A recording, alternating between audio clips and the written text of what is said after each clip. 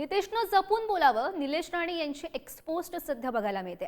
आपण बोलताना सगळ्या गोष्टींचं भान ठेवून बोललं पाहिजे असं निलेश राणे म्हणतात। सभेमध्ये बोलणं सोपं आहे, पण नेमकं कुणाचा फायदा करतोय याचं भान सुद्धा असलं पाहिजे। आपण महायुतीमध्ये आहोत हे विसरून चालणार नाही असं निलेश राणे यांनी म्हटलंय। नितेश राणे यांना उद्देशून निलेश राणे यांची एक्सपोस्ट। मंत्री नितेश राणेंनी धाराशिवमध्ये शिंदेंच्या शिवसेनेला इशारा दिलेला होता। सगळ्यांचा बाप म्हणून भाजपचा मुख्यमंत्री बसला असं त्यांनी म्हटलेलं होतं।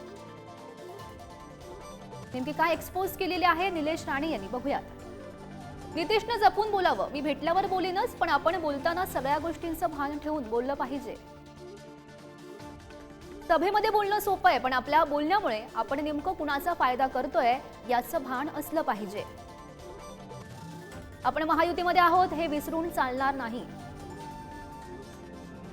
भारतीय जनता पक्षाच्या कार्यकर्त्यांनी नेहमी एक लक्षात ठेवावं की देशाचा पंतप्रधान हे भारतीय जनता पक्षाचे आहेत, राज्याचे मुख्यमंत्री हे भारतीय जनता पक्षाचे आहेत। म्हणून हे कितीही कोणी इकडे तिकडे नाचले, कोणी इकडे तिकडे अगर ताकद दाखवली, पण शेवटी सगळ्यांचा बाप म्हणून भारतीय जनता पक्षाचाच मुख्यमंत्री बसलाय हे प्रत्येकाने लक्षात ठेवा।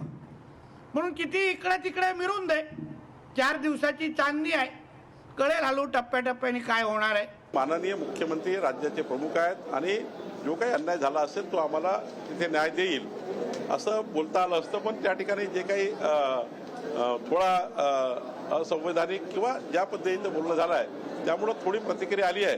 पण त्या ठिकाणी त्यांचा म्हणण्याचा अर्थ जो होता, म्हणण्याचा अर्थ असा होता की माननीय मुख्यमंत्री राज्याचे प्रमुख आहे, राज्याचे नेते आहेत, राज्याच्या सरकारमधलं मुख्यमंत्री हे राज्य चालवतात, त्यामुळं काही अन्याय झाला असेल तर तो दूर माननीय मुख्यमंत्र्यांकडे होऊ शकतो असा बोलण्याचा सूर त्यांचा होता। बरं आहे ना, जेच मित्र पक्ष म्हणून आम्ही युतीत आहोत, गळे टाहो फोडून फोडून सांगतायत, त्यांना ती चपराक आहे, चांगलंय, आमच्यासाठी काही ते प्रॉब्लेम नाही।